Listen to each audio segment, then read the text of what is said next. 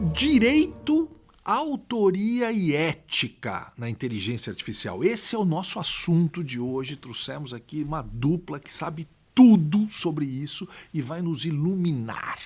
Estamos aqui no famosíssimo, já muito conhecido podcast, videocast do WAIF Festival. O WAIF é W-A-I-F-F. É o primeiro festival de cinema sintético que vai acontecer aqui no Brasil, São Paulo, na FAAP, em fevereiro de 2026. Então esse podcast, esses vários, são 8 que nós estamos fazendo, aquece o festival e vai jogando temas para a gente discutir. Porque no festival não vai ter só filme, vai ter discussões também sobre ética, sobre mercado de trabalho, sobre direitos autorais. Então isso tudo vai estar no âmbito do nosso festival. E hoje aqui nós estamos, então, vamos falar sobre esses assuntos importantíssimos e trouxemos dois convidados. Normalmente a gente faz isso, um especialista e um professor. Hoje trouxemos uma professora. O nosso especialista de hoje é o queridíssimo Fábio Sesnick. O Sesnick é referência de direito na cultura, no entretenimento e nas artes. Referência. Fábio Sesnick, o cara falou Fábio Sesnick, pá, é o cara. Há décadas que ele atua junto às produtoras, plataformas e agentes do mercado criativo. Mas a contribuição do Sesnick vai muito além da advocacia, né? Sempre criando relações com as pessoas, como eu falei, e ele vai o salto by salto, ele vai no Rio Tossi, fala, palestra, o cara fala bem pra caramba, é super... vocês estão com sorte de encontrar o Fábio Sesnick aqui, que além de tudo é um grande amigo meu que eu gosto muito. Sesnick, o que muda em relação aos direitos autorais com a chegada da IA e a geração das mídias? Olha, Tadeu, interessante falar um pouco da IA, né? Porque assim, a IA, eu acho que ela muda as coisas um pouco além do direito autoral. Vocês devem já ter abordado isso daqui diversas vezes, mas assim, como toda tecnologia de propósito geral, que a gente teve fogo, a gente teve a roda, a gente teve a computação, a IA ela muda a maneira e os processos pelo qual a sociedade se organiza. Então, assim, ela passa a trabalhar mudanças profundas no mercado. Do ponto de vista autoral, o que a gente tem é o que a gente já tinha. Uma legislação brasileira que não fala de AI, mas parece que já previu a AI. No artigo 11, a Lei de Direito Autoral fala que autor é pessoa física. Então, assim, AI não é uma pessoa física. Então, para ser autor de uma obra qualquer, tem que ser uma pessoa física. A AI não pode sozinha ser autora, né? Então, acho que esse é um primeiro ponto importante para falar. E outra coisa que a Lei de Direito Autoral fala, ela define a obra intelectual como uma criação de espírito, ou seja, AI também não tem espírito. Então, portanto, espírito quem tem é a pessoa física, e a pessoa física é que é capaz de criar a obra. E aí começam, na verdade, a se discutir dentro do que é o processo de input, de mineração e de output da inteligência artificial, onde é que aparece a autoria. Mas assim, por enquanto não temos uma mudança. Temos um PL em discussão hoje, o 2368 no Congresso, mas por enquanto vale a nossa lei autoral para esses 3 segmentos, tanto para o input, quanto para a mineração, quanto para o output. Tá, vamos falar delicadamente, vamos destrinchar esse franguinho da IA já, porque tem coisas aí que o Sesnick falou que dá pra gente destrinchar para poder entender melhor essa treta. E a nossa outra convidada ilustre de hoje é a nossa professora querida Luciana Rodrigues. A Luciana é professora aqui do curso de cinema da FAAP e já ocupou diversas funções de liderança em organizações de audiovisual no Brasil. Olhando para as transformações tecnológicas, a Luciana estuda como elas alteram a forma de contar histórias e como isso precisa se refletir na formação dos novos profissionais. Isso é absolutamente fundamental e é o que a Luciana faz. Sua missão é clara: construir uma ponte entre o que já se transforma no mercado e o que deve se transformar na sala de aula, preparando os estudantes para lidar com os dilemas éticos, autorais e criativos do audiovisual contemporâneo. Ou seja, a gente está muito bem cercado hoje com essa dupla aqui. Você vai terminar esse podcast sabendo tudo Bom, quem souber tudo me avisa. Me explica. Exatamente. Luciana, reverberando um pouco o que o Fábio comentou, o profissional das artes, né, partindo para a ação, do cinema e da comunicação, precisa agir de forma diferente ao usar IA, comparado com as outras formas tradicionais de produzir? De que forma isso acontece? Bom, prazer estar aqui, né? Também tenho uma admiração enorme pelo Fábio, pelo Tadeu também. Eu acho que, na verdade, assim, uma das coisas que eu estudo muito é o ensino de cinema, né? E eu acho que a gente começa já discutindo isso no ensino de cinema. O que a gente tem ainda é um grande analfabetismo com relação à inteligência artificial. Então, eu vejo, por exemplo, meus alunos, quando eles querem usar a inteligência artificial, eles não levam em conta a parte generativa da inteligência artificial mesmo, né? Então, o que eu tenho procurado fazer, porque eu também sou professora de legislação, é também trazer os aspectos éticos, porque se a gente pensar objetivamente, a legislação não acompanha as mudanças. A gente nunca vai conseguir acompanhar as mudanças. Tem até um livro que eu sempre recomendo, que é sobre Creative Commons, né? Que o Lawrence Lessig, ele conta uma história que eu acho que é muito interessante para a gente pensar. E é o processo tanto da academia quanto o processo da legislação, a gente não acompanha, né? Que ele conta uma história que antigamente nos Estados Unidos, né? Você era dono, você tinha a sua propriedade e você era dono de todo o espaço aéreo acima dela, infinitamente. Uau, alto, hein? E toda a parte de abaixo, subsolo. E aí inventaram os aviões. E os aviões, então, passavam na propriedade das pessoas. Então, você tinha uma legislação que teve que ser alterada. Por quê? Porque os fazendeiros diziam, olha, estão passando aqui, estão atrapalhando as minhas galinhas, estão passando na minha propriedade. Então, eu acho que, assim, aí a gente ainda está na pré-história da IA. Porque eu sou um apaixonado por ficção científica, sou alucinado por ficção científica. E é uma coisa que a gente já, né, desde criança, a gente já ouve falar sobre isso. Mas o que a gente se depara dentro das universidades, e isso aqui no Brasil, na Europa, é um pouco essa sensação de o que a gente vai fazer. Porque tem um lado todo que a IA, sem dúvida, ela facilita, né? Mas tem um outro lado que é uma preocupação mesmo com o aspecto criativo, né? A criação de espírito. Porque em que momento que a humanidade vai parar de produzir as criações de espírito e vai passar a requentar? Então, a preocupação é que a universidade, ela não simplesmente ela não trate os seus alunos de uma forma como, vai lá, você vai fazer tudo via e a partir daí nós vamos ser meros tutores. Né? Então, e os alunos vão simplesmente revisar o que a IA faz. Então, eu acho que esses aspectos, até que o projeto de lei ele está trabalhando, né, que vai demorar muito tempo para regulamentar. Não sei se você tem essa sensação, né, porque, né, além da aprovação... Essa PL que o Fábio citou, PL que número? 2338. 2338. Que já passou pelo Senado, mas a gente sabe que a regulamentação é que é importante a partir daí. Né? Ainda tem que passar pela Câmara, tem que regulamentar, porque se não regulamentar, quer dizer, vai ter um órgão que vai tratar de verificar... Cadê o órgão, como faz, quais são as leis exatamente? E aí tem até o risco excessivo, que vai ser proibido, esse tipo de coisa. Então, eu acho que as escolas de cinema hoje, no Brasil e no mundo, elas estão se deparando com essa situação, que é ter um instrumento fundamental que a gente já teve quando mudou o digital, mudou completamente a cara das escolas de cinema. Sim. Inclusive, assim, nós tínhamos, sei lá, no início dos anos 2000, nós tínhamos 8 universidades com cursos de cinema e audiovisual. Hoje a gente tem em torno de 200. Por quê? Por conta do digital. Não, e porque está todo mundo produzindo também, né? Produzindo. Os modos de produção ficaram muito baratos, né? Antes você tinha que ter uma câmera de cinema para fazer cinema. Hoje, se você tiver um bom celular, você é capaz de fazer cinema também e exibir numa tela grande se você tiver uma boa história. A boa história leva-nos a pensar sobre, sim, precisamos de uma boa história, uma história que emocione, que criada normalmente por um ser humano, que independente dos meios de produção, ele consegue contar aquela boa história, aquilo que a gente quer. Uma boa história contada no audiovisual.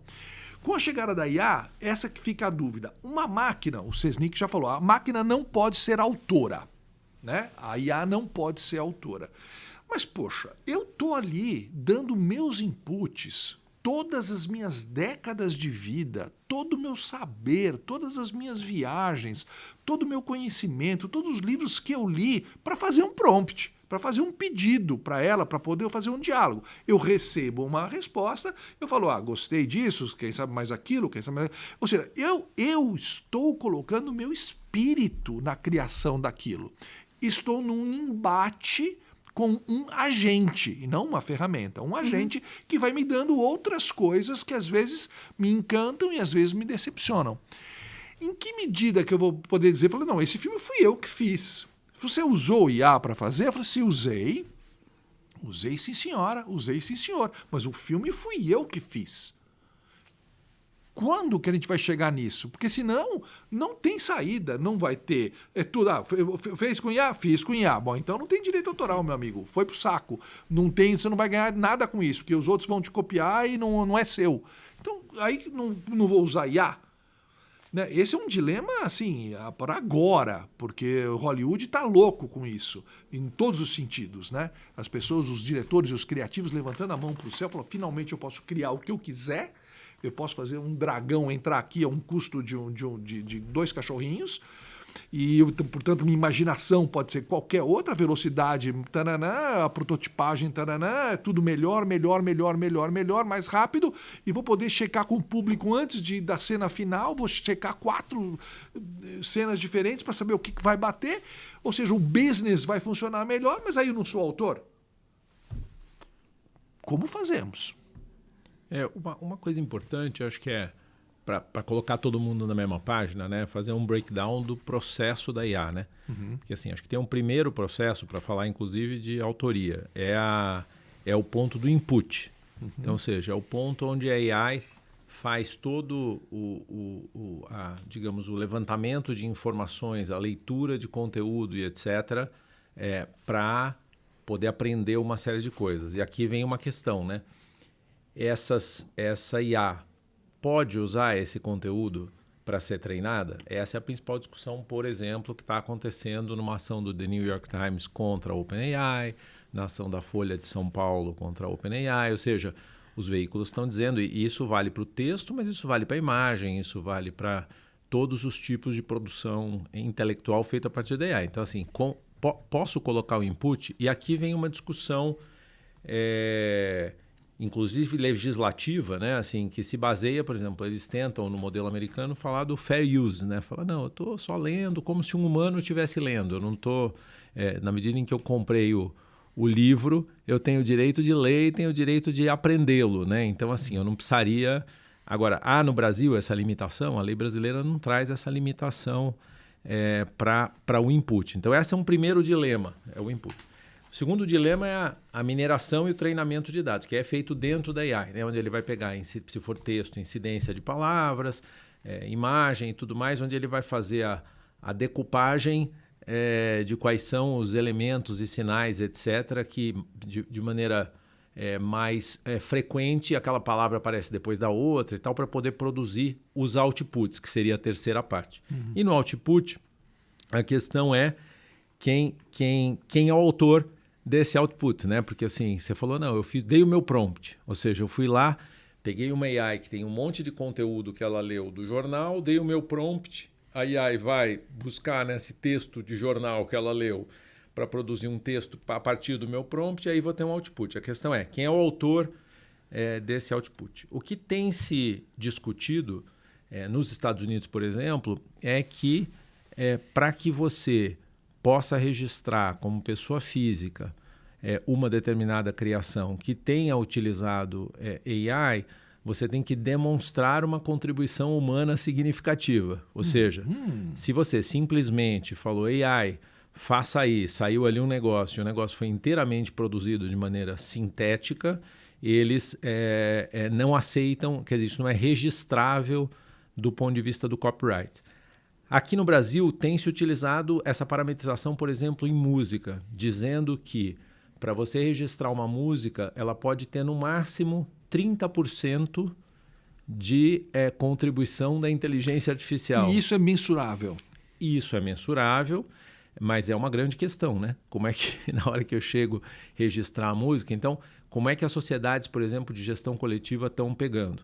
Se chega uma pessoa, por exemplo, para registrar 1000 músicas no mesmo dia, acende um sinal de alerta. Fala assim, como é que alguém conseguiu produzir essa quantidade de música? E isso está acontecendo. O mundo está produzindo. Temos mais gente no mundo, mas temos as AIs produzindo. Então, estamos produzindo mais do que nunca registros de diferentes obras, né? E tem se tentado fazer esse controle, né, da contribuição humana significativa. Uhum. Agora, qual é o risco se você, por exemplo, diz, não, eu vou pegar aqui esse texto, então eu vou dizer que esse texto aqui é do Fábio e do Tadeu e vamos publicar e está tudo certo. Ou então, vou pegar esse filme, vou dizer que é nosso e vou publicar. O risco é que o output pode estar copiando obra intelectual protegida de alguém. E aí há uma perfeita possibilidade de reparação de dano. Eu vou dizer, olha, esse texto aqui, meu amigo, você copiou o elemento inteiro, ou, né, você tem aqui um plágio de um outro texto, ou e aí, enfim, você pode ter elementos que levem a isso, e aí você está correndo um risco real. Mesmo que você tenha feito de boa fé, você vai gerar um texto e esse texto tem referências claras, né, citações claras de um terceiro que você nem sabe quem é. Exato. E esse terceiro vai falar assim... Você não sabe se tem. Você não sabe se tem. Não sabe, você não porque sabe se tem. Você imagina isso, né? A máquina... Né? Então, assim, né, falando um pouquinho de direito autoral, quer dizer, existe o artigo 8º que ele diz que ideias são livres. Né? Se você for se inspirar em uma determinada obra... Né? Não tem problema. Você pode dizer, inclusive, não tem direito autoral envolvido, nem moral, nem patrimonial. Aí eu vi com o Sesnick que está o artigo 46, né, que é das limitações de direito de autor, né, que mais se aproxima do fair use, mas a verdade é que a gente não tem fair use aqui no Brasil. Agora, a questão é, quando você está lendo um livro, você sabe que você se inspirou ali. Né? Quando você está adaptando uma obra, você sabe de que obra você está se inspirando. O risco, que eu acho que o Fábio colocou muito corretamente, você não sabe. Então, de fato, a IA te oferece alguma coisa que você não sabe de onde vem. Uhum. Inclusive, a legislação quer falar sobre isso. Então, realmente, você agiu super de boa fé, né? Você estava lá, você pegou aquilo que a IA produziu e de uma hora para outra você tem esse risco de alguém falar, não, mas para aí. E aí não tem como você dizer, mas eu fiz de boa fé. Entende? É isso que eu estava falando sobre a tecnologia. A gente ainda não chegou... Né, o direito ainda não chega, não consegue pensar, porque você imagina o que tem de envolvido com... Você tem direito de... Você tem preconceito, tem que tomar cuidado com discriminação, você tem questão de menores, né? Recentemente fizeram lá né, o ECA digital, né? Você tem direito autoral, você tem direito de personalidade. Então, o conjunto de direitos que estão envolvidos com o IA é muito difícil a legislação conseguir atingir tudo. E a gente não está no momento em que a própria IA possa dizer, falar... isso veio daqui. Ou, por exemplo, que eu quero dizer um exemplo prático. Eu dei um input para criar um texto, dialoguei, troquei, botei... no final eu cheguei num texto que eu acho que é bom de uma análise sobre um filme, por exemplo, uma crítica a um filme. Uhum. Eu fiz essa crítica ao filme, estou assinando, mas eu tive participação da IA, que citou outros filmes e tal. E aí, quando eu terminei esse texto, eu não posso dizer para a IA... Esse texto é um texto meu ou ele está citando pessoas que eu não deveria aqui? É uma coisa razoável. A mesma coisa com um filme, uma imagem que eu venha gerar. Eu acho que tem como eu perguntar para a própria IA hoje se eu estou plagiando alguém? Já foi feito isso, não? Então, algumas IAs generativas, elas já te apresentam as fontes. Né? O ChatGPT, até onde eu sei, não lembro, mas algumas te apresentam quais são as fontes. Agora, o que você teria que fazer? Você teria que entrar em cada fonte e olhar, né? Realmente um trabalho pesado. Isso é uma das coisas que está sendo objeto de discussão em vários lugares do mundo, né? Uma obrigação que a IA te informe todas as fontes que foram utilizadas, né? Então você tem... Eu acho que a Europa, até a União Europeia, está bastante avançada nisso. Eu acho que até a gente se inspirou mais no IA Act lá da União Europeia, essa legislação que está sendo proposta aqui no Brasil, na SPL, do que especificamente dos Estados Unidos. E isso é uma das coisas que faz parte do projeto, é a obrigação de dar as fontes. Agora, né? A gente sabe que ela, às vezes ela alucina um pouco, né? Então, tem coisas que ficam muito claras, né? Eu queria te ouvir sobre isso. Por exemplo, quando fizeram aquela série de desenhos do Estúdio Ghibli, né? Que ficou muito famoso durante o tempo. Todo mundo, olha que maravilha, que maravilha. Pô, ali era óbvio, a contravenção estava evidente, né? E acabou gerando uma série de discussões a respeito. Muitas vezes, talvez, não fique tão evidente, né? Tem algum caso, alguma jurisprudência já julgada no Brasil a respeito de plágio, de cinema, de textos com uso de IA, que a gente possa falar, olha, um juiz disse aqui, que uma vez que a gente não tem a lei, né, a coisa vem pelos juízes, né, pelas causas, o cara vai julgando e aquilo acaba se transformando em leis antes da própria lei, né? Estamos nesse caminho já? Já há jurisprudências a respeito de algum caso ou ainda não? Eu acho que é recente ainda para ter. Você tem decisões em algumas áreas ainda provisórias, mas que sinalizam um pouquinho como é que o legislador olha para o tema. Então, assim, uma das discussões, por exemplo, que foi bastante comentada, até uma decisão que a gente participou lá pelo escritório, é uma discussão de direito de música. Porque você tinha um determinado espaço, um parque, na verdade, em Santa Catarina, que falou assim, olha, eu estou usando uma plataforma de inteligência artificial para produzir as músicas que são ouvidas aqui no parque. Portanto, como músicas produzidas por inteligência artificial não são objetos de criação de espírito e, portanto, não têm autoria... isso significa que eu também, então, não tenho que pagar o direito autoral para usar essas músicas. Né? Muito interessante. Exatamente. E aí a nossa discussão foi, não. Se você, quer dizer, essas músicas produzidas utilizaram, digamos, no seu input todo o portfólio de música existente, provavelmente ela tem elementos de outras músicas, e você, parque, tem que seguir pagando os direitos autorais, e na medida em que você paga... O ECAD é que faz a arrecadação dos direitos autorais, e aí você entra numa questão número 2, que é depois como o ECAD vai fazer essa distribuição, como é que ele vai identificar dentro dessas músicas que foram executadas nesse parque, quais são as contribuições e como é que eu vou fazer a devida divisão de direitos. O que aconteceu foi o Tribunal de Justiça de Santa Catarina deu já uma liminar dizendo que sim, os valores são devidos ao ECAD, que não tem essa de não querer pagar, o que é uma sinalização pró-direito autoral, pró-sistema de gestão coletiva brasileiro, do autor. Então, eu acho que essas questões estão colocadas. Né? Teve uma discussão também, não ainda judicial, mas assim, quando a Folha de São Paulo entrou com a ação para a discussão da inteligência, discutindo com o ChatGPT, né, o uso da ferramenta para os conteúdos da Folha, enfim, para produzir seu conteúdo. Na ação, o Estadão fez uma matéria super interessante, que eu não sei se você viu, mas ele resolve fazer uma entrevista com o ChatGPT para dizer, tem lá uma ação que a Folha entrou contra vocês, então me diz aí quais são as bases disso e tal. E aí o ChatGPT responde, falou, se usou o material da Folha de São Paulo, né? Eles vão provavelmente dizer que é fair use, mas fair use do Brasil não é uma defesa muito boa. Então, a própria ferramenta se entregue em alguma medida, né? Ela vai apontando.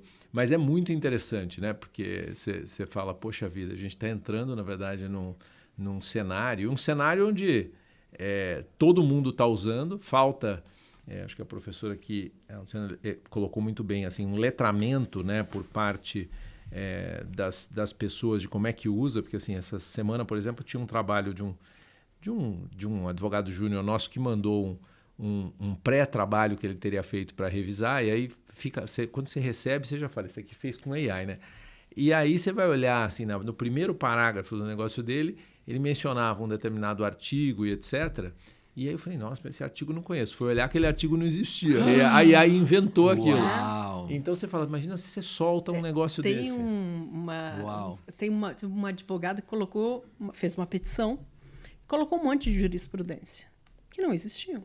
Caramba. E a IA criou jurisprudência. Não, a IA e parece não que foi ela fica incomodada em não saber resposta. Ela né? precisa Eu responder. já coloquei lá no meu começo do ChatGPT, falei assim, não responda, eu quero negativo, eu quero que você me diga que não sabe, eu adoro quando você não sabe. Eu coloquei um monte de coisas para evitar esse tipo dela me satisfazer com criações absurdas. Sim. Mas ela faz uma média incrível, né? Tem aquelas situações da pessoa que quer se matar e não sei o quê, quer dizer, ela vai dando insumos, parece que para te encorajar, seja qual for a loucura que você quer fazer, né? Faz média, você diz, combina usar terno amarelo com gravata vermelha, o cara vai falar, bom, de claro, repente, pode ser um caminho. sim, Então você fala, caramba, não pode falar.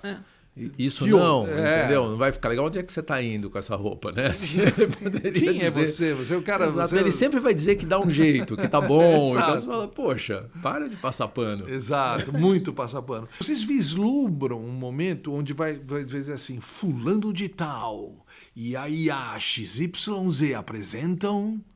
Vai ter esse momento onde eu vou dividir, eu conseguir explicitamente dizer ou não? Eu acho que, assim, mais uma vez, ficção científica, né? Eu tenho uma autora que eu gosto muito, que morreu, né? Ursula K. Le Guin. E ela dizia que ficção científica ela não fala sobre o futuro. Quem fala sobre o futuro é futurólogo e que ficção científica fala sobre o presente. E eu acho que, de verdade, a gente ainda não entendeu todas as dimensões.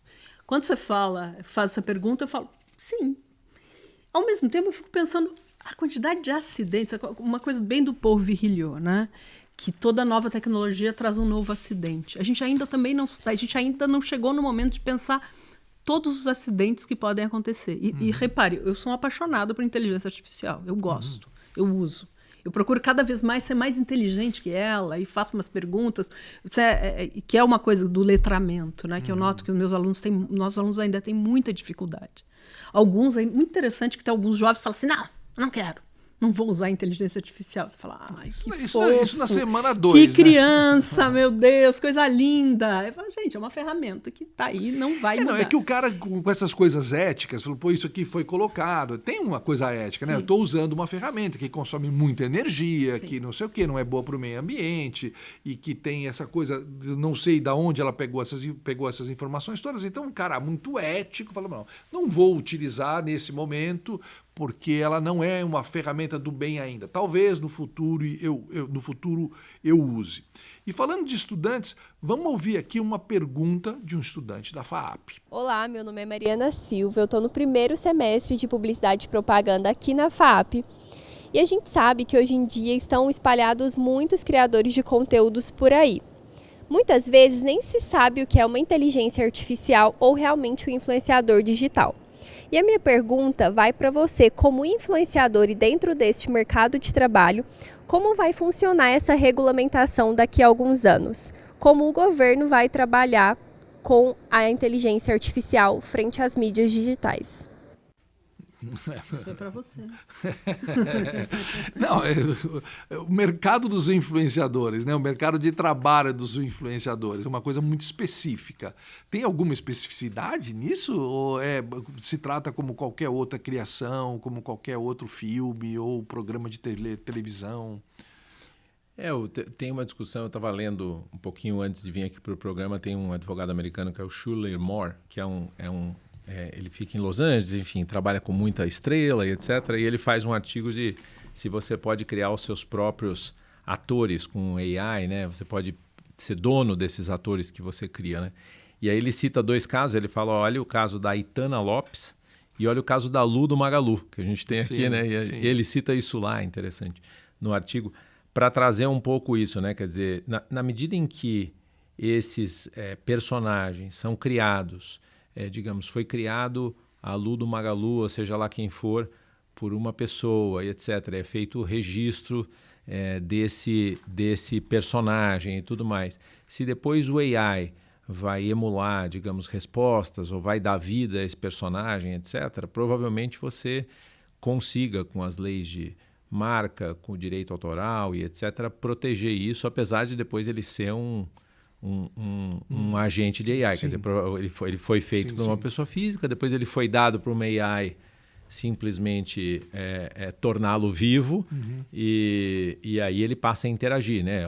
Essas pessoas são influencers, né? Em social media e tudo mais. Então eu acho que teremos isso no futuro, mas provavelmente a sensação que eu tenho no elemento AI é que você não vai ter nunca uma substituição completa humana. Quer dizer, você vai ter... Ou você corre o risco seríssimo de você ter uma coisa ultra alucinante que sabe lá onde vai chegar, né? Porque assim, o cenário apocalíptico tem uma história interessantíssima da máquina de clips, né? Que você já deve ter visto. Mas assim, a AI passa a ser... ela na verdade passa a operar a ferramenta para produzir clips de papel, e aí você dá o prompt para a AI, fala assim, AI, eu quero que essa fábrica encontre todos os meios possíveis para produzir clips e que ela, enfim, o objetivo dela é fazer clips, não importa o que, nós precisamos vender clips a um preço melhor do que todo mundo. Então, assim, o limite da AI fazer isso é assim, não há limite ético, ou seja, se a AI precisar no meio do caminho, produzir alguma coisa, matar alguém, explorar o solo, pegar metal de algum lugar onde não pode pegar, a origem do metal, etc., desde que ele esteja cumprindo o objetivo dele, que é produzir clips, assim, você poderia, nesse caso, ter um cenário absolutamente apocalíptico, né? Quer dizer, algumas dessas AIs autodestruindo todos que estão ao redor porque ela precisa produzir mais clips. Esse foi o comando que foi dado para ela e você não consegue entender qual é a lógica que está por trás. Esse é o cenário apocalíptico. O cenário razoável, que é um pouco do que a gente está vivendo hoje, é a AI sendo usada com algum nível de interação humana, e aí o que você vai tendo, acho que gradativamente no mercado? Uma substituição do profissional que usa AI para facilitar e para dinamizar a parte do seu trabalho, em detrimento ao cara que, por exemplo, fala que não vai usar AI de maneira nenhuma. Então, acho que esse do ponto de vista de futuro e de mercado de trabalho, esse deve ser o futuro mais provável. E aí, claro, você pode prever vários usos que, inclusive, regulem o modelo do input e do output. Por exemplo, eu poderia pegar uma ferramenta de AI aberta, como, por exemplo, a Llama, poderia colocar ela na saída de todo o material, por exemplo, que eu tenho no escritório, produzido nos últimos 30 anos, que tem contratos de diretor, contestações e ações judiciais, contratos de atores e tudo mais, e eu posso, digamos, dar prompt no meu próprio material, falando assim, olha, eu quero que você pegue aquele contrato de diretor e o outro e produza para mim uma minuta a partir das minhas minutas. Então, nesse caso, eu não estou violando o direito de absolutamente ninguém, mas eu estou, na verdade, criando uma maneira muito prática e dinâmica de entregar o meu trabalho. Quer dizer, eu imagino que isso vai acontecer mais e mais na realidade. Aí, claro, o que eu vou tentar proteger é que esse conteúdo não vaze para o conjunto da rede e que eu consiga operar ele, digamos assim, dentro do meu servidor. Caso contrário, aquele conhecimento que eu produzi em 30 anos... Vai para o saco, vai para a rede... E qual que é a grande questão do conhecimento que vai para a rede? É porque você não tem filtro entre o que está certo, o que está errado, o que é bom, o que é ético, o que é nada. Tanto que é isso, a AI alucina e a AI gera coisas, às vezes, incríveis e às vezes esdrúxulas, justamente porque assim, muito depende da fonte que ela tenha, digamos, absorvido em relação àquele conteúdo. Então, esse é o desafio, né? Se eu tiver controle do input... Aí eu consigo ter muito mais a administração do output. Eu acho que existe uma coisa que está meio pacificada na lógica da regulação no mundo todo, que é uma preocupação com uma corrosão entre a ilusão e a realidade, né? Que assim, que as pessoas não... Eu não sei se tem uma que ficou famosa, que é uma apresentadora que é a Marisa de Maiô. É isso? Que é extremamente bem feito, né? Sim. E que tem muita gente que vai olhar para aquilo e vai acreditar. Como muita gente acredita que vacina vai tornar as pessoas jacarés.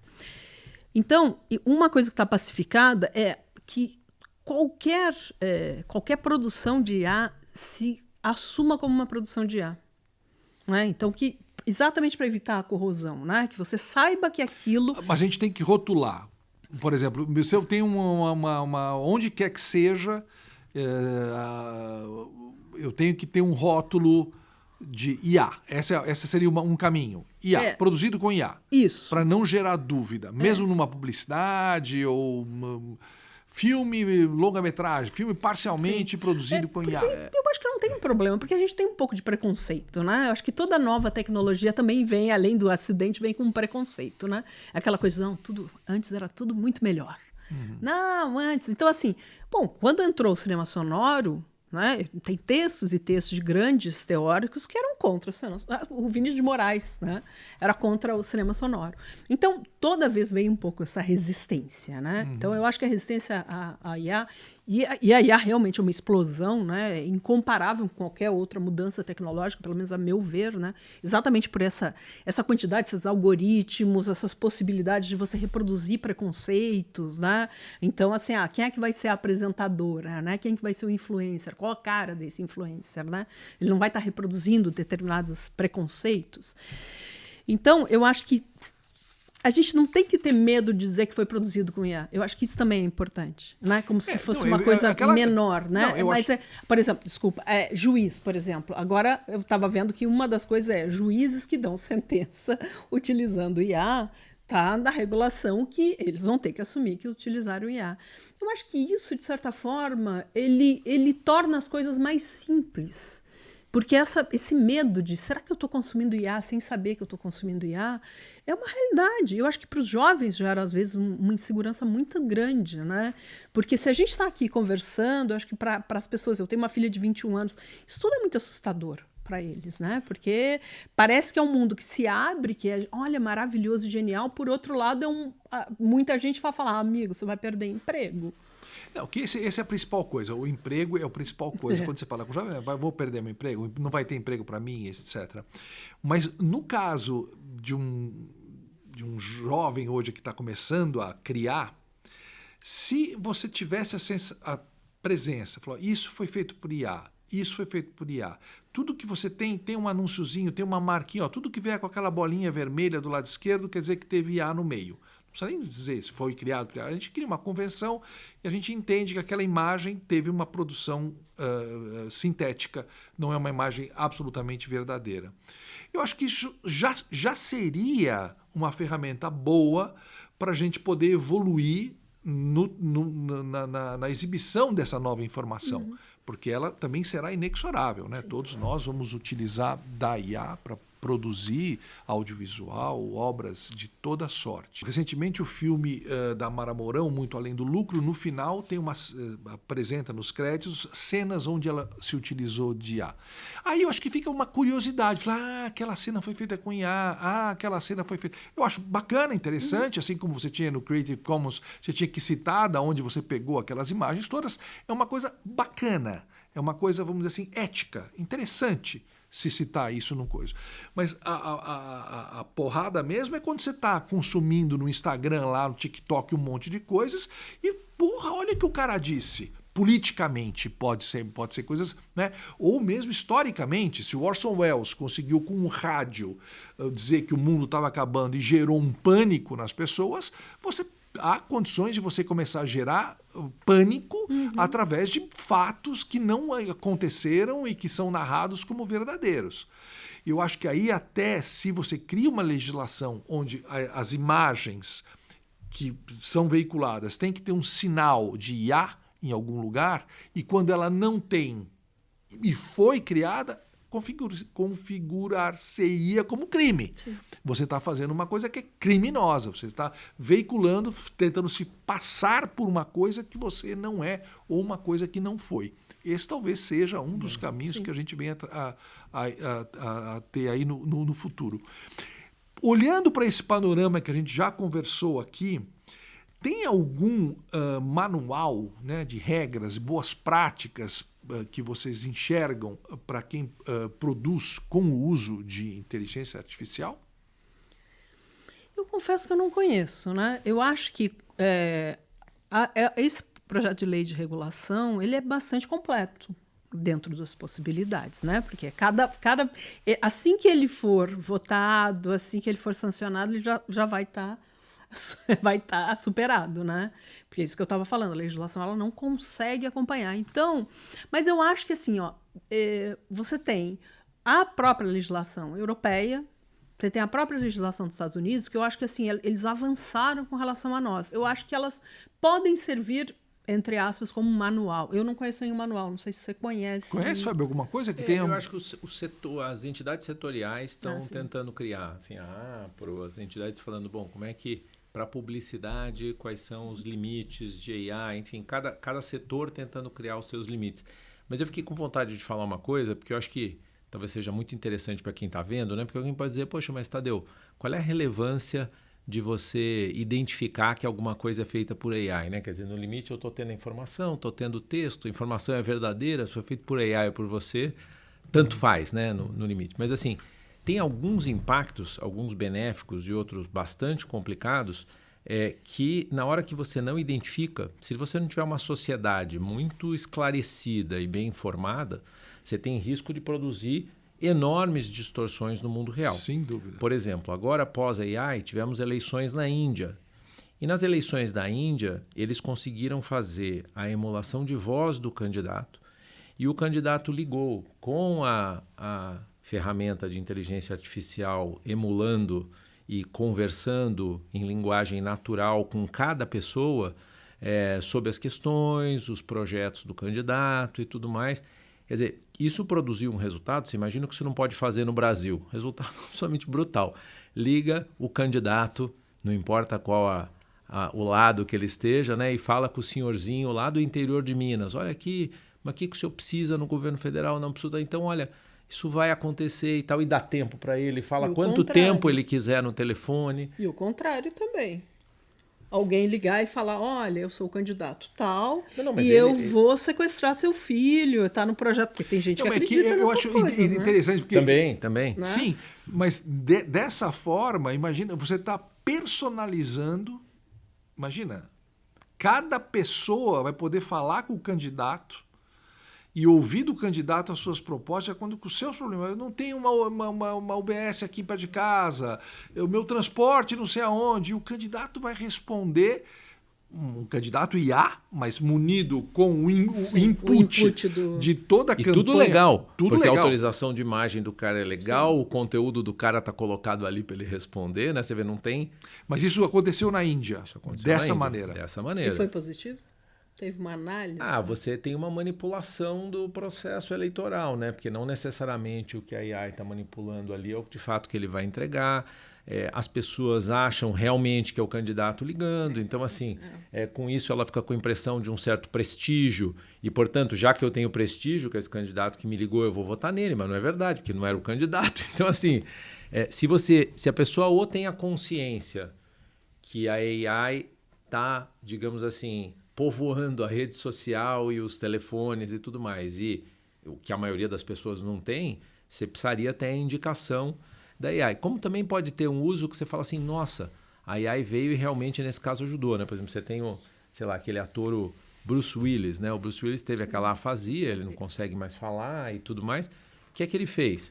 Ele licenciou a imagem dele, voz, etc., para uma ferramenta de inteligência artificial e passou a continuar atuando em publicidade e tudo mais, como o Bruce Willis. Quer dizer, ele não consegue mais atuar, mas o ser artificial dele consegue, o que permite ele ganhar o próprio sustento, né? Já que também nesse caso é ele mesmo, autorizado por ele, com a voz dele mesmo, e, portanto, conseguindo criar uma fonte de renda para ele, né? Então, nesse caso, você acha que agora nós vamos precisar fazer novos contratos, por exemplo, já no cinema brasileiro, já na publicidade brasileira, quando você vai fazer um contrato Sim. com um ator, uma atriz que vai trabalhar para você, talvez você tenha que fazer constar, falar, olha, você vai ganhar 1.000 se você fizer simplesmente isso, mas você vai ganhar 10.000 se você autorizar o uso da sua imagem para outros filmes publicitários que você não precisa vir, você autoriza a sua imagem, a sua voz, e nós vamos produzir outros 8 filmes. Você topa? Quer dizer, é um contrato. Né? Se a pessoa cede a imagem, como o Bruce Willis cedeu, se o ator cede a imagem e a voz dele para um produto X, ele vai ganhar, porque a IA vai estar usando a imagem dele e a fala dele, só que ele não vai estar trabalhando. Então, aí eu acho que assim, a gente continua com a Lei 9.610, 98, que é a Lei de Direitos Autorais, que ela vai tratar, também vai falar um pouco sobre o contrato de direitos conexos, né, de ator, atriz, né, intérprete, executante. Existe uma preocupação que é com relação ao abuso do poder econômico. Porque você imagina isso, né? Você tem uma atriz jovem que está começando, e aí ela faz um contrato com uma cláusula em que ela vai se comprometer, vai abrir mão de toda a produção depois por conta de inteligência artificial. Né? Se já é difícil, às vezes, os artistas, intérpretes e executantes receberem pelas comunicações ao público, que acontece depois, pelas exibições, você imagina essa situação. Então, eu acho que sim, que vai ter que ter uma preocupação maior com relação aos contratos.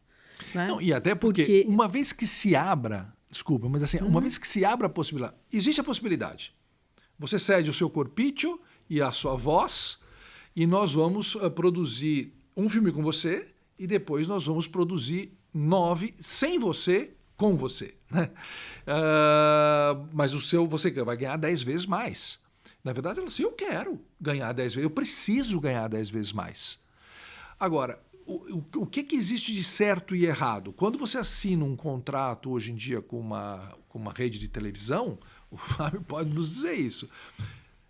Eu cedo, tal, pode ser exibido em não sei, na Lua, em Urano, Plutão.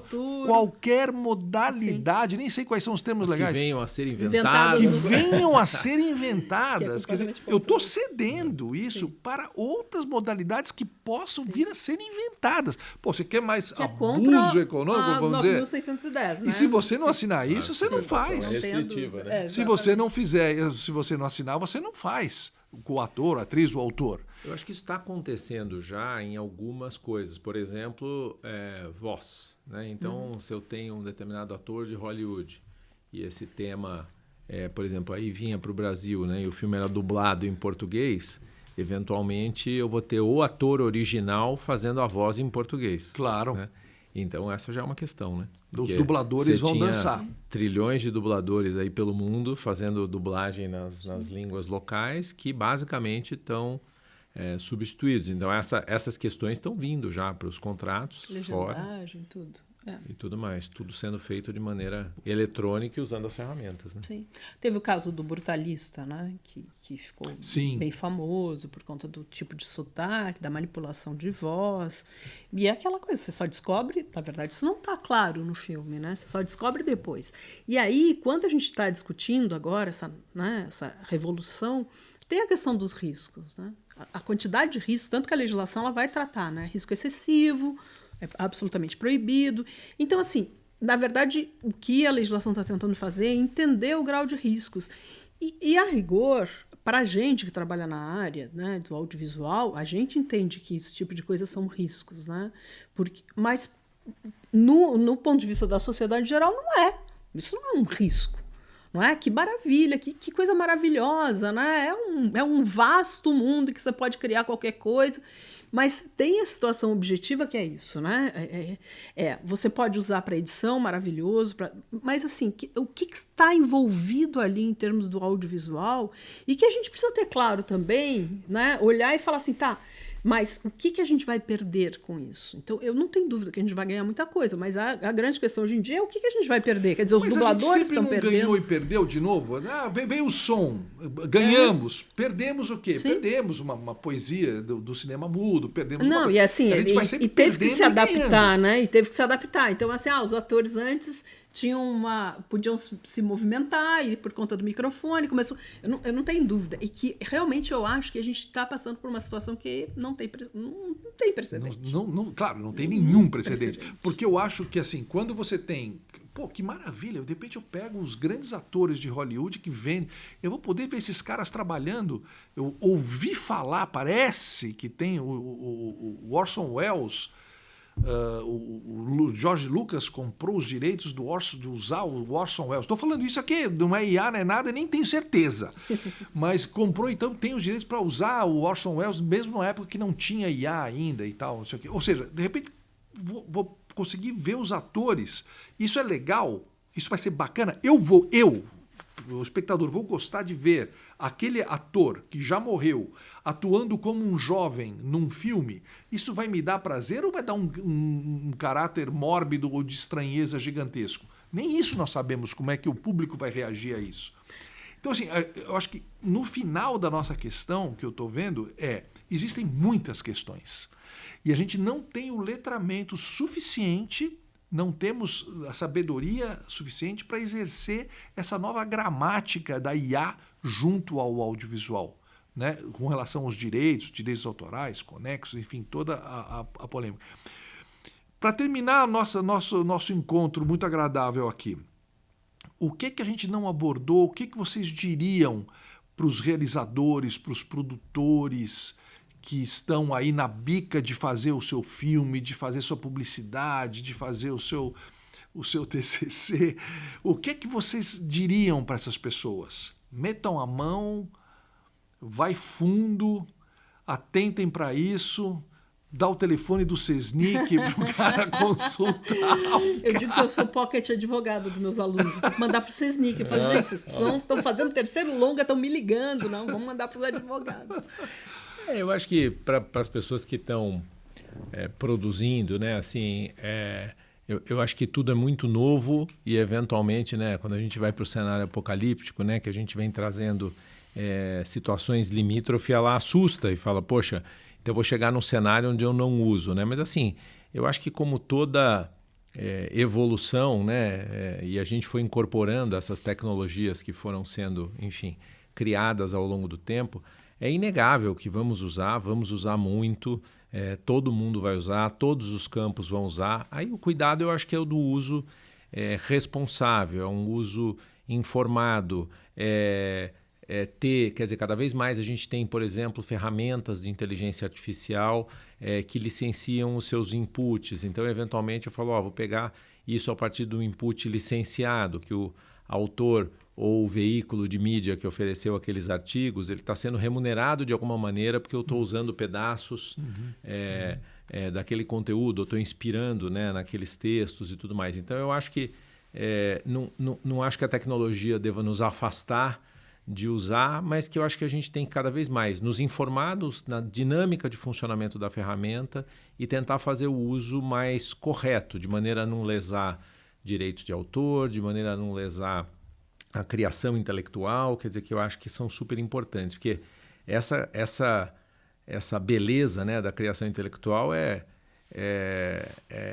faz, na verdade, a nossa vida mais bonita, né? Assim, eu cheguei a ver, por exemplo, alguns artistas que já estão no Spotify e outras redes, né, de artistas 100% de inteligência artificial, assim, eu não consegui encontrar nenhum tipo de... Nossa, isso é realmente incrível, ou estamos aqui diante de alguma coisa, quer dizer, o ser humano, a performance ao vivo, quer dizer, tudo isso tem uma beleza que dificilmente vai ser substituída. Então, o ponto usem, tomem todos os cuidados e chequem fonte e tudo mais, mas aprendam, compreendam e incorporem de maneira saudável naquilo que estiver sendo feito, né? Muito bom. Luciana? Eu acho que a primeira coisa é a lógica do letramento, né? Aprendam, né? Não absorvam simplesmente, né? Mas as pessoas elas precisam entender aquilo como mais um objeto. Uhum. E a gente usa o objeto, precisa usar o objeto com ética. Uhum. Né? Mais até do que a lógica da regulação, que eu acho importantíssima, mas tem os aspectos éticos, que é o que, enfim, a gente estava falando muito sobre aquilo. Quando a gente fala sobre direito, a gente está falando também, procura falar sobre ética. Então, a lógica do autor humano, que eu acho que é fundamental, e a lógica da IA como ferramenta, também eu acho que é absolutamente fundamental. Então, como ferramenta, você tem que saber como usar. E como não pegar a chave de fenda, que é a ferramenta, e enfiar na cabeça de alguém. Eu acho que essa é uma situação bastante importante. Uhum. Né? E o que está acontecendo, que eu acho que é uma preocupação, que eu já vi várias pessoas falando, a gente precisa desacelerar. Não tem como desacelerar. Porque todos os aspectos éticos, isso que a gente estava falando sobre todos os aspectos éticos, todos os aspectos jurídicos, eles vão ficando para trás, enquanto a ferramenta está né? E a gente não está conseguindo acompanhar, né? Também, mais uma vez, o que o povo Rilhou fala sobre a tecnologia, né? Então, eu acho que a primeira coisa é essa. Acho que todo mundo tem que ter uma postura ética, estudar sobre aquilo, não achar que isso é a maior maravilha do mundo, mas não achar que é o sintoma de todo o mal da humanidade. E por que isso? Ele tem uma quantidade de aspectos. E uma coisa importante, façam contratos. Bons contratos, contratem bons advogados para isso. Contrate um advogado para mas fazer assim, o seu produto. Mas assim, eu acho que a lógica da autoria como humano, que foi o que o Fábio começou a falar, eu acho que isso é muito importante, né? Nós somos as autoras, nós somos os autores. Aí há uma ferramenta que vai nos ajudar com relação a isso. Acho que isso é a primeira coisa. Muito bom. Muito bom, agradeço vocês dois. Eu espero Obrigada. que vocês também concordem comigo, que fomos iluminados aqui sobre direito, autoria e ética no audiovisual. Restam muitas dúvidas, realmente o assunto é muito quente. Mas, eu adorei conversar com vocês. Foi Prazer. ótimo. Também gostei muito. Estou mais letrado. Eu E também. dúvidas vamos sempre ter, né? Porque, Sempre. enfim, Ainda bem. Sempre, claro. sempre. E estamos aqui, esse é o episódio número 4 desse nosso podcast, videocast, ligado ao festival WAIF, WAIFF, que vai acontecer aqui em São Paulo em 2026. Fiquem ligados, porque já vem o episódio 5, 6, 7, 8 e vamos tratar de outros assuntos da IA nesse novo mundo que se configura. Obrigado pela companhia, até a próxima. Obrigada, Tadeu. Obrigada. Obrigado, Tchau. Obrigado, Luciano.